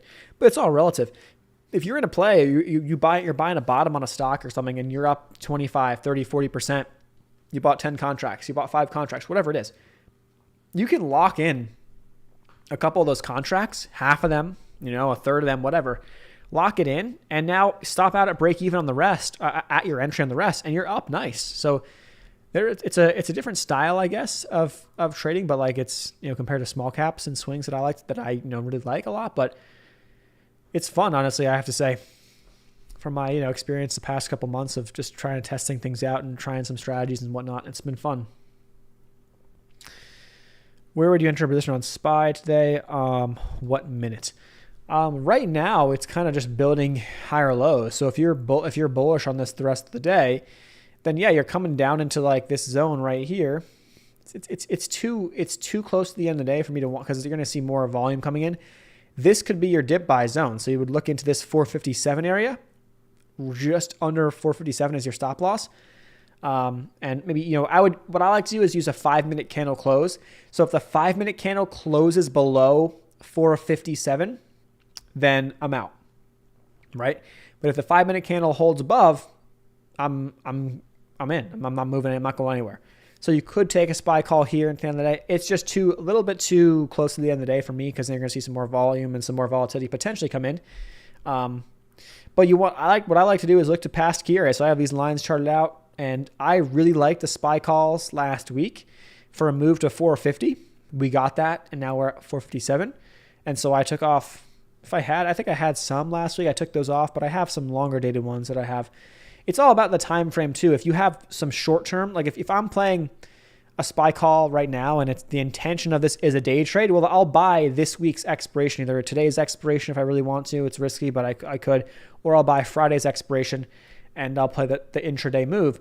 Now, if I'm looking for a bigger picture swing, it depends on the time frame. So I'm looking at a bigger picture swing, and I think, I think that SPY is going to go to all-time highs by next month or by May, whatever, I don't know, whatever time frame you want. Then I'll buy a SPY call maybe a little bit out of the money, maybe like, 465 or 470, which would be a pretty far, and it's like, 10, 15 bucks away from where we're at right now. But I'll go out to like March. I'll go to March 18th. Let's find the March 18th expirations. March 18th expiration dates. So I got 44 days. I got plenty of time. I'll buy the March 18th and I'll buy let's say the 470s. Let's throw them up. They're at like $4, $4.50. So for $4.50, I can get or $450, I can get one contract of these guys. And if SPY, well, that means my break even has to be pretty much at 474.50 on SPY. But if I think we're going to go to all-time highs by March, and that all-time highs means 480 plus, that means that these contracts will be worth at least $10. That's 100%, and I'll take the trade. It depends on the time frame, and it depends upon your outlook and whatnot, and your risk tolerance and all that good stuff. So, honestly, it's like if I was going to do something like, I have the 500s for June, so I don't know, I'm good on that front. But if you're going to take something like that, I would probably want that move to happen relatively soon. So I might buy a month out, but I think we're going to bounce. And so right now I'm not a huge fan of that because we're entering into a really kind of interesting zone. If we blow through this could be wild, but we very well may just consolidate in the 450 to 470 range for a while, because that's where a lot of volume has been traded over the past couple of months. A lot of volume has been traded there, and I would imagine we have some stuffing or some stuffage in that zone, right? Up to like 470.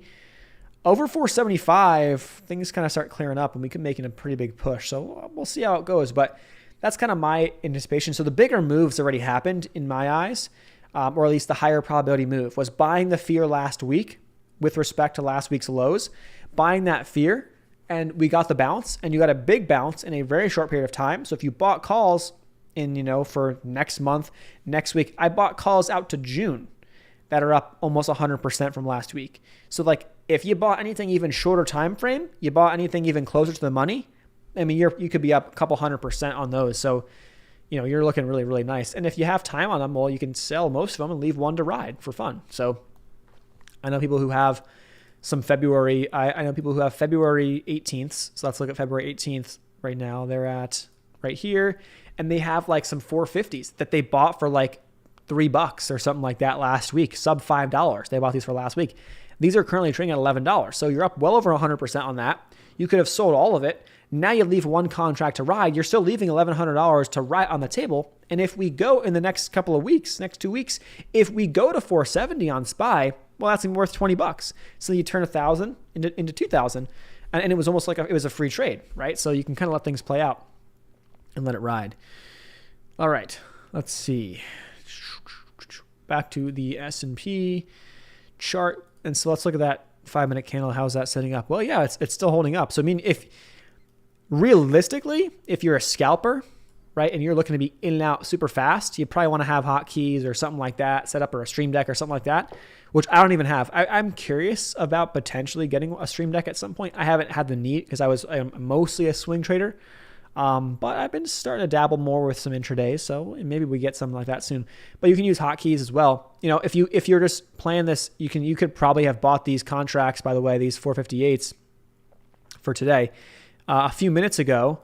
These things are probably trading. We can let's go look at the chain. Let's go look at the option chain here and just find them. So the 458 contracts for today, I pull up the chart on these guys. Here you go. So they were worth a few minutes back, they were trading sub 40 cents. So if you got a fill at like 37, 35, you could be selling here at 45. So do the math on that, right? If you got filled here on this wick down into that range, you could have gotten filled here. Let's just say 30, not the bottom. Let's just say you got filled roughly in between. Let's say you got 38 cents, right? 38 cents. Now it's at 50. You're selling right here. You're up 35, 40% in the matter of like not even 5 minutes. So you see how crazy that SPY learning how to trade SPY could be, or just trading the volatility on SPY. It's pretty crazy too. I mean, like, it goes for any large cap stock, right? It could be, you could be looking at trades like this. I mean, that's a killer trade. We're literally just sitting here watching it from the lows within the past 5 minutes. Those SPY contracts are up 75, 80% now. I mean, that's nuts. So the market's bouncing, and look at what's going on. Market's going back up to new highs. So it actually worked out really, really well. That could have been a really good trade. I was not interested in jumping in and out that fast, so I wasn't going to take that at the time, but it worked out really well. All right. I had PayPal at 131. Yeah, so I have a call as well. Let's look at my PayPal calls up, actually. I have one, just a speculative play for this week expiration. So I have one here. I bought it at 210. I could sell it now for $60 profit if I really want to, but I'm probably going to let this one go out and let this one ride out for tomorrow. I'm looking for a pop to, here's PayPal's chart. I'm looking for a pop to, like, go to the 5-minute chart here. I think we can see 140. I think we can see 140. Maybe it doesn't happen. Maybe we go lower. I mean, I think it's down this much is a lot. I agree. Considering also it is down a crap ton from the highs. So from that 310 to even before yesterday's dump, you were already down like 50% roughly, and then you dropped another 25. So I mean, that's just nuts. So I agree, but doesn't mean that it does not have to bounce. It does not have to bounce. So people, get caught up with that stuff. Does not have to bounce by any means. SPY is just licking the roof of Fibonacci 168 from all-time high to bottom we had. Feels like it should dive down soon. I think a lot of people have that feel as well. So the problem that I see with that is that when a lot of people are thinking that way, that it has to go down, it may just slowly float higher, and we'll see. You people underestimate this. I saying melt up now, and it's partially because we've been talking about some of the forecasts that some people have, and not that you have to necessarily believe one person or anything like that. You have your own thoughts and stuff, but I'll pull them up. Let's see what he's saying these days. David Hunter, who's actually, I will say, the reason why it's important to talk about it, because he's called the recent drawdowns really, really nice. So take a look at this. If we zoom into this guy, here it is. The melt up is underway. As I have previously said, I expect the broad, steep rally, both growth, value, large caps, small caps playing, semis, fangs, industrials, airlines, autos, all that stuff, steel miners, everything, even small cap tech will perform well. That's what he said that yesterday. So if we go back down through some of his tweets, we'll talk about again for those who are not familiar. We talked about this before. He called the correction pretty close, pretty rough time frame, but he called it pretty close. And then he has this belief that, hey, we're at the end of a historic bull market, and we're in the final stage, and we need to finish it out with one final melt up, one final crazy parabolic run.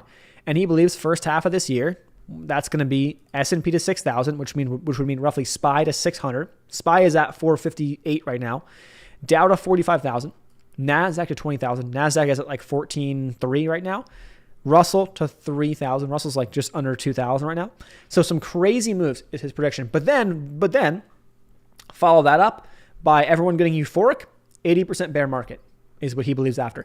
Again, it's one person. It's one idea. It's one thought process. But the melt up idea, I think it makes a lot of sense that we can very well see a big time move down if we do go parabolic from here.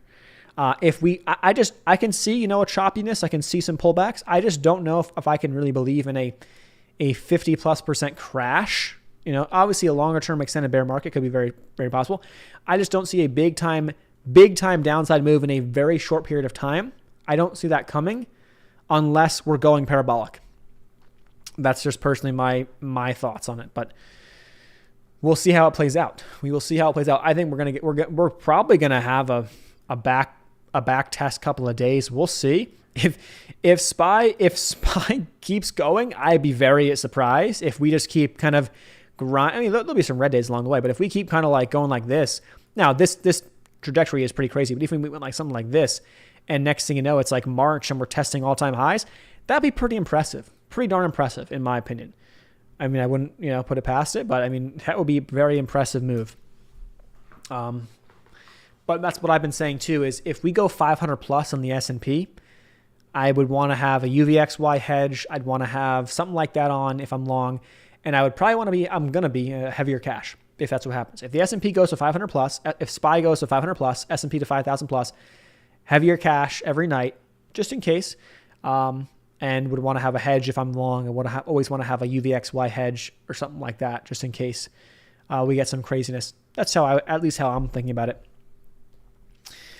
Skills, let's take a look at skills. It probably had a decent bounce off the lows, right? And then now it's back to hitting almost new lows.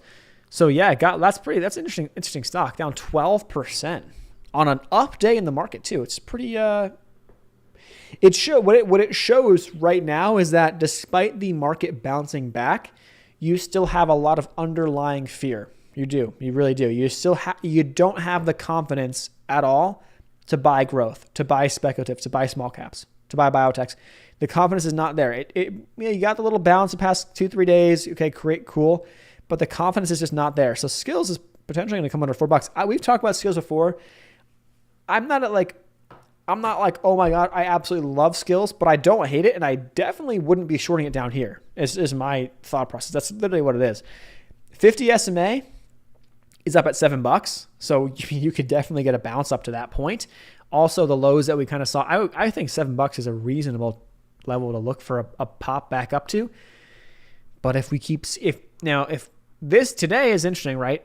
If we see a weak day tomorrow in the overall market, given how some of the growth and small caps perform today, that could be really interesting because we could see some decent downside. Like skills probably drops under $4 tomorrow if we see a red day in SPY. And now it is down 12% today. So you have the SSR restriction. So you can't short this guy into the bid tomorrow. You can still short it, but you can't short into the bid. So that's going to possibly help hold it up. But yeah, I mean, a red day tomorrow, this thing is dropping under $4, I'm guessing. So you're still working out, a lot of people working out some bag holders. Those who are buying the dip are still being worked out, at least for now. When we go back to skills, it's come down to a lot more realistic or reasonable levels. If you look at the chart or look at FinViz here, a sub 2 billion market cap, we have about 1.34 cash per share. So you got like over $400 million in cash, maybe $500 million in cash almost. That seems pretty good. That seems like a good amount. Price of sales now is at 5.56. Price to earnings is 2.32. These are numbers that are not that bad. I just think that it's been one of those speculative growth plays that people are just scared to jump back into. It's all sentiment based, really. And when that sentiment shifts and changes, this could be a crazy bounce back and go to $12, go to even more, But it just seems like we just still haven't gotten that shift. Even though we're getting some bounces in the overall market, the market's doing this and it's popping up and down, doing its thing. It's been, anything that's been getting killed is continuing to get killed. And as we speak, it's hitting new lows on the day. It sucks. I understand it sucks, but it is just what's going on. So here is SPY. Let's see, Spiggity SPY. What do we got going on here? We're still building higher lows. This is just, slowly pushing up into the close. We'll see in the last 15 minutes now if we get a bigger wild move down or up into the close, but it's just kind of it's still doing its thing. It is still doing its thing. I'm curious now. I'm just kind of thinking out loud, right? I have this PayPal call. I also have one in my Robinhood portfolio. I'm thinking I may just dump it here if it pops a little bit more into the end of the day, I may just dump it here, make the $60, and then hold the one in the Robinhood as the overnight lottery play, almost in a sense. I should have probably bought two. What I should have done. But I wasn't like super confident behind it, but I'll do it. Let me put a sell at 280. If it fills, great. And I still have exposure overnight to the other portfolio.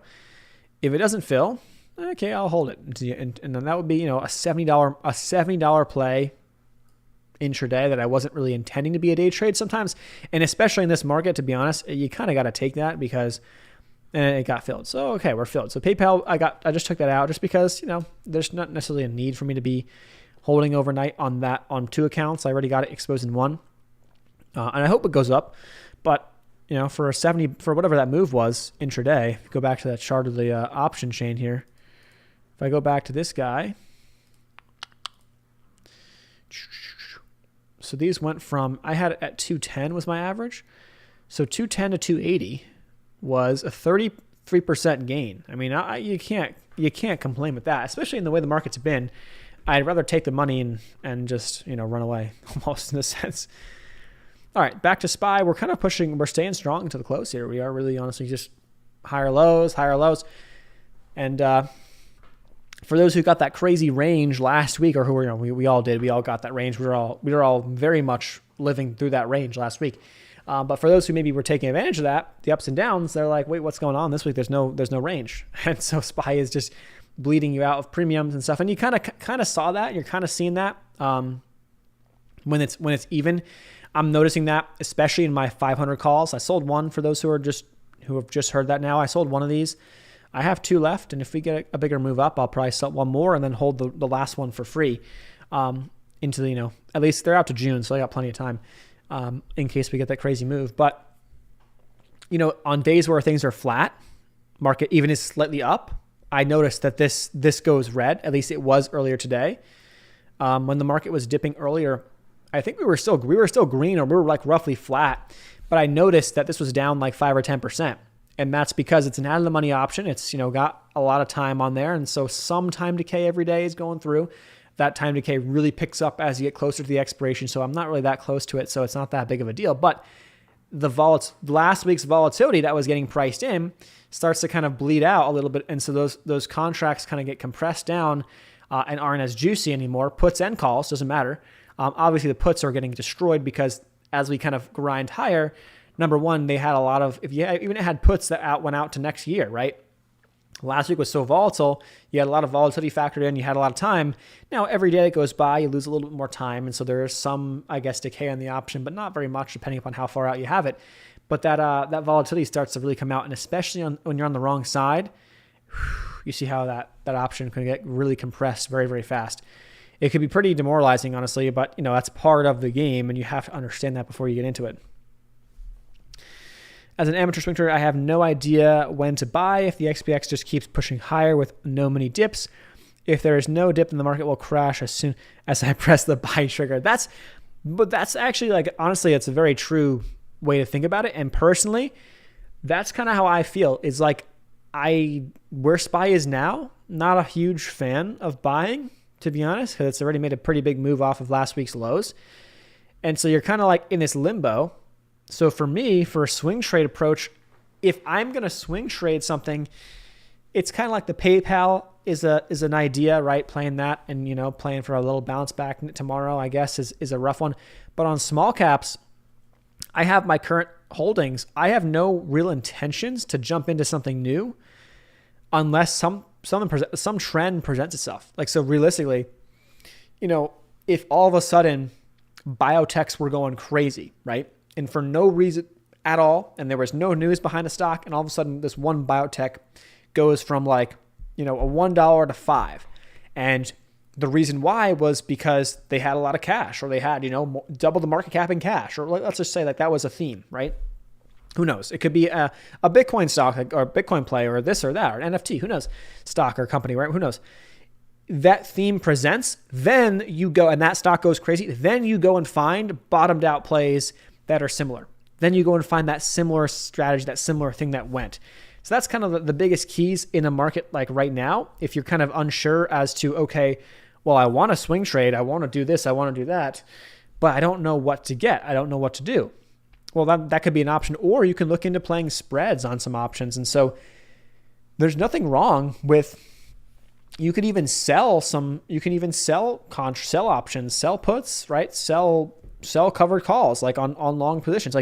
You don't have to necessarily go and fight something. I've noticed myself, if you ever feel like that, and in the times that you're feeling like I got to find something, just take a step back and that's how I felt February last year. So almost a year ago. That's how I felt. February of 2021, I was like, all these stocks, like there's no bottomed out stocks. There's no stocks under $1. There's no this, there's no that. What am I gonna find for a swing trade? Everything got exhausted out. Everything went crazy. And when I felt like that, that's when the top was in. So just not saying that necessarily a top is in, but after that point, I struggled a lot in terms of finding stocks and finding more consistency in the swing trade approach because everything went crazy. So there's no need to worry about like, I got to get in. If you don't see something, then don't worry about taking it because you'd rather, I know inflation kind of hurts, but I'd rather sit with my cash right now. If I was all cash, let's say, I would rather sit all cash if I don't like something or I love something. And then all of a sudden, let's say tomorrow the market crashes or there's some crazy dip on like, some stock that I like or there's whatever. All of a sudden I see a crazy opportunity and I go make 5% or I dump my cash and I go make 20%, right? On an option trade or this or that. Boom. Even if I have to wait a week or 2 weeks for that opportunity, it's very, very difficult to do for most people, especially for people who are new. But that patience and that, I guess, discipline is massive. That is like huge. If you can do that, that is, you're setting yourself up for a really great success long term. And it's kind of like stock and stuff, watching, keeping up to date. You don't have to trade, but keeping up to date and seeing how things play out. And you can trade spreads. You can trade large cap spreads. So like, let's say you're looking at NEO and you're not really sure. I'm not sure. NEO is a who knows if NEO is a good example. Or let's just say you find something that's up a lot. Let's say it's a firm, AFRM, or a firm bounced off the lows. Now it's down 10% today. I don't know. This could be a good idea where you go and look at a firm and say, hey, I think a firm's going to go up actually this week or next week, right? Well, I go in here and I can go to I go to verticals. I can go buy some some credit spreads or some debits. I can go buy a debit spread, some call debit spreads on a firm. And as long as the firm closes this week up over, $60, I can make a few bucks. So you can swing trade that way. You don't have to swing trade, I guess the way that, people think just buy a stock and hold it for a couple of days or for a week or two. You can swing trade a lot of different ways. You can swing trade options. You can swing trade spreads. You can swing trade by literally just selling puts. I know people who are selling puts on some small caps, or you could sell puts on like an ETF or whatever that you don't think it's going to go that low. And if it does go that low, you're fine buying the 100 shares anyway. And you can sell puts and, make money on the puts. As long as the stock doesn't go back below your level, you're good, right? So there's a lot of people who just kind of get stuck into, I got to swing trade this way. I got to do this. I got to do that. You don't have to. And there's a lot of ways you can kind of take things really realistically. All right. So SPY is selling off a little bit into the close. Still got about 8 minutes left. Let's see. Yeah, about PayPal. So we'll dip further here. Yeah. The PayPal, I wouldn't be surprised. Let's see where that's holding up at the finish of the day. Okay, what's it doing? Yeah, it's kind of pushing up a little bit, right? It hit 133, almost 134 a minute ago. You could get some people who are looking to panic buy almost back in on PayPal. I wouldn't be surprised there. But yeah, I mean, PayPal very much could be a good bounce play. It could be a good swing, and it also very much could just sit around and do nothing for a while. I mean, because it's gotten killed so much, I think a lot of people are under the impression that it's got to bounce. If you got a longer term approach and a longer term feel for it, you're probably going to be fine. But if you're worrying about this week's options that are going to expire, like I did before, it's probably not a bad idea if you're up to take some profits at the table and just lock in something. So I was just saying before, I had an option. I just sold it because I was up like 30%, and I have one more in a different portfolio just because I wanted to have some exposure. But yeah, I mean, there's no need to if you're feeling that way, there's no need to just force yourself into something that you don't want to do, right? I'm curious how these Mesa options are doing. These are going this is huge spread on these things. And this is the other airline play we've been talking about for a while now too. It's getting back up over 5. If it can get back over 5 and start making a grind back up, I think this could be a monster. But again, the market's got to cooperate to some degree, right? If I already know TA pretty well, how long does it take to learn option trading? I know the basics. Yeah, it honestly, it's not that difficult. The biggest problems, honestly, it doesn't matter. Playing shares is a great way to kind of start into that, and then just adding options on top. The problem that you have to get a handle on is I would make sure you understand the Greeks. You don't have to I traded options when I first started trading options like years and years and years ago when I lost everything. I lost my entire, net worth at the time, and I had massive student loan debt and stuff. It was just terrible. But when I got into that, I blew it all. I had no idea what the Greeks were, and it didn't really matter. I had days where I'd make money, days where I'd lose money. It didn't really matter. I had the general gist of I understood intrinsic value. I understood how options move. And I knew that essentially on the surface, they're more volatile than shares. And I understand that, hey, if I buy an option, for example, these calls right here, I have 7 of these calls at $5 strike price. If this stock finishes by the expiration at $5.70, the price it's at right now, these $5 calls are going to be worth 17 cents. So I know that's what I'm going to get out of them. And I know if we finish under $5 by the expiration, they're worth 0. And if we go to 10, they're worth $5 a contract. That's the gist of kind of what I knew at the time. And that was enough just to kind of trade them. My problem wasn't I didn't know that. My problem was more of I had no real idea what I was doing in terms of just trading stocks in general. I had very little sense of technical analysis back then. I had very little sense of manipulation, and I had very little sense of psychology. I had very little sense of any of that stuff. So that was my problem. By the way, SPY just, again, look at that. So we were looking at this zone. We had this little zone right here down to 457. I mean, if you're fast and you had, hotkeys or, something like that, if you're fast, boom, that was a snipe. It dipped into that range, and look at that, bounce right back. Boom. And you can trade SPY. I don't believe on Robinhood, but on Webull, on TD Ameritrade, and most other brokers, I believe you can trade SPY contracts, options, 15 minutes after the bell. So that's actually kind of cool too. In case you're in something for a little run or a dip at the close and you want to get out or whatever, you want to take advantage of that. You don't have to worry about the market close kind of ending it for you. You could still get in or you could still get out in the next couple minutes after the close. So you got 4 minutes into the close. Now SPY up about 1%. S&P, the Dow was up about 0.7. NASDAQ about 0.5%. So a pretty good day, honestly, for stocks in general. Just the indices, not all stocks. Growth, some high tech stuff, small caps, biotechs got hit today again. So that was the story there. Here's Boeing. I'm just kind of curious of Boeing. I'm looking and watching Boeing. Again, Boeing has been one that's had its fair share of ups and downs, had some pretty nasty earnings, and look at it go now. It's bounced off those earnings pretty nice from those lows. Seemingly strong. It's up. It's down today barely by 50 cents. Could even close green. Let's see how it does. Gets back up here. It could close green, but I kind of use Boeing and the airlines as kind of a good feel. They kind of have a better. Boeing has a heavy weight in the Dow. Airlines to some degree follow along, so I use them to kind of all roughly get a feel for that. But yeah, that's pretty much how we're setting up into the end of the day. But if we go back to FinViz really quick, I think we can see a slightly different story. Nothing, crazy. But look, with a strong day like this, you'd think we'd see more. You'd think we'd at least see more stocks advancing and declining. So despite the strong, Dow, Nasdaq, S&P, we're still seeing most stocks actually down today. Most stocks down. The big names up. Google's helping, all that stuff after earnings. 149 stocks hit new highs. 93 hit new lows. So that's better news than we saw last week, but still not a huge indication. I think the advancers decliners is a better indication of what's really happening. So we're still seeing more stocks declining than advancing, which is pretty sad.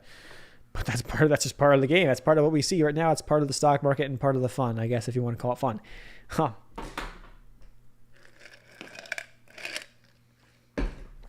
All right, let's see. Going into the close, any other run? Oh, let's go back and check BFRI. So BFRI is actually going to be on my list tomorrow. If this holds up and they don't do an offering, and I don't imagine them doing one midday, but they could. I'm probably going to look at this one tomorrow. If it holds up here around $4, under 4, roughly risking $3.75. So risking 25 cents. If I got an average at 4, I would ideally like to get an average below 4. And then I'm looking for this one into tomorrow as a squeezer. We had a pop day yesterday, kind of a fade off day today. It dipped down like 10, 15% at one point. If it flatlines and it doesn't die tomorrow, I'm taking that for a day trade. That is like probably one of the, it's not going to be a massive position, but I'll size into it decently, keep my risk tight and play it out. But that's my idea for tomorrow. I just don't want to hold overnight. There's no need to do that because last thing I want to do right now is, and especially in the current conditions in the market, is, stuff is bouncing back, whatever. And then I hold a stupid stock overnight and I just lose like a stupid amount of money for no reason because I got stuck in an offering. Like, I don't need that. I don't need that. I really don't. I don't want that. I don't need that, especially right now. So, all right, S&P finished up just shy of a 1% day. Kind of some chop towards the close. Really, a lot of chop towards the close. But across the board, though, grinding higher from the morning. Dipped the morning and grinding higher. Pretty much same story as Tuesday, right? Yeah, today is Wednesday. Dipped at the open, grind higher. So now we'll see what happens with this afternoon, this evening, futures, and we'll see how that goes. But if we keep in the same pattern, we'll dip back down to 455 tomorrow and then grind higher, and we'll see 460. I don't know. That's just the progression we're going at least as of right now. But you're not worried about the low volume BFRI. No, it isn't like, look at BFRI. I'm not going to swing it because I don't really need to. It is low volume, but relative to some other stocks we talked about earlier, like BFRI, CARV, and NOVN, we're playing the same exact pattern that XCLA had, a week and a half back, where they have a runner day, they come back down, they consolidate, they sit, and then they rip a couple of days later for like 50% more, and some stocks go more. I'm playing it for that type of move and looking to scale out into that profit, into that run. And I'm not looking to hold overnight. But yeah, obviously low volume isn't ideal. So it had better volume than CARV and NOVN, so I liked it more out of the two. But today's volume was 2.68 million. Not great, but other stocks looking at had even less. So it was the better out of those two.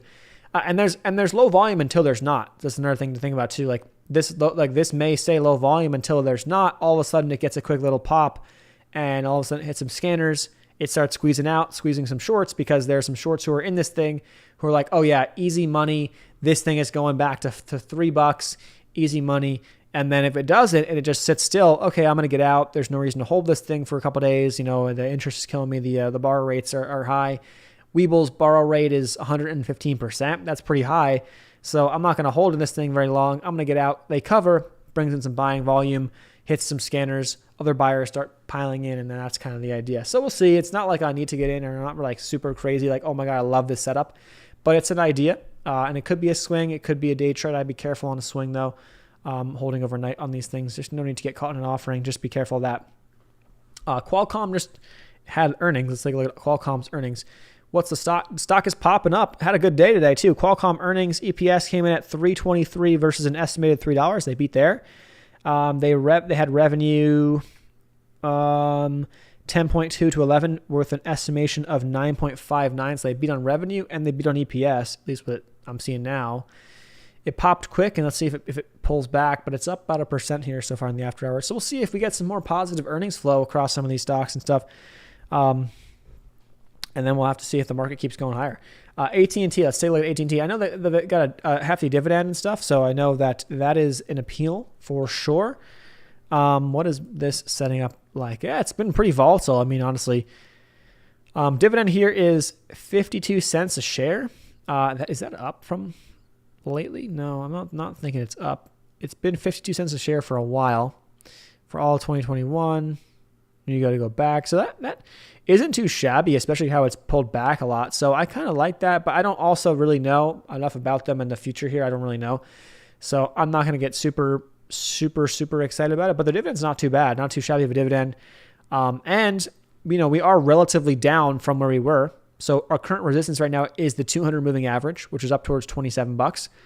And we're kind of hovering around the 50, and we got some support here at 22. So I guess it's not super volatile. It made a 25% move from the lows to the highs. If you're willing, if you want a decent dividend stock, this could be a good idea. I just don't know, to be honest, about the progression of this thing on the long term. It just seems like it's kind of a range bound guy. where it's like bottom of the range here is down in the mid to low 20s, and then top of the range is up here towards, looks like, upper 30s to low 40s. It's not terrible, but it is towards the bottom of the range. So risk reward, just technically speaking, looks pretty good. Plus the dividend if you're holding it long term. So I kind of like, it's not a terrible idea. That said, I'm going to wrap things up. I appreciate you guys for tuning on in. All I ask is a thumbs up on the vids, thumbs up on the streams. We'll be streaming more in the future. Friday we'll do a stream, and then I'm going to be going to Montana. So I'll be in a hotel, so I'll be able to stream on Sunday night. So we'll do that because I want to do it anyway. It's fun. So we'll do that Sunday night, but I probably won't be around like Monday through Wednesday of next week for streams, and then we'll have maybe some streams to finish out the week. Thursday, Friday of next week, and so we'll see how that goes. But that's kind of the plan. I'm visiting my brothers up in Montana. One of my brothers goes to school there, so it should be fun. I'm going to go see it. Big Sky, I have never been to Big Sky, so that should be a lot of fun. Hopefully get some snow. But I appreciate you guys for tuning on in.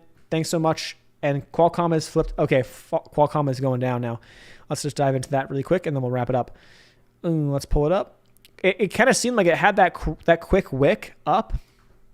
It could be guidance. It could be bad guidance, maybe. Let's see. Bad guidance. Qualcomm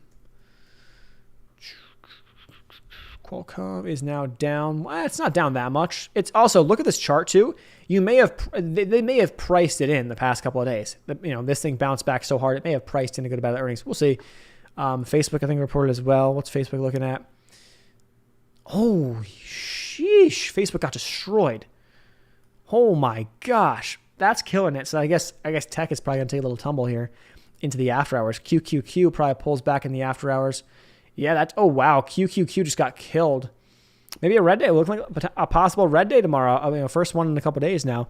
Had like 3 or 4 in a row, green days. The QQQ is getting hit down 1% in the after hours. Facebook is bringing it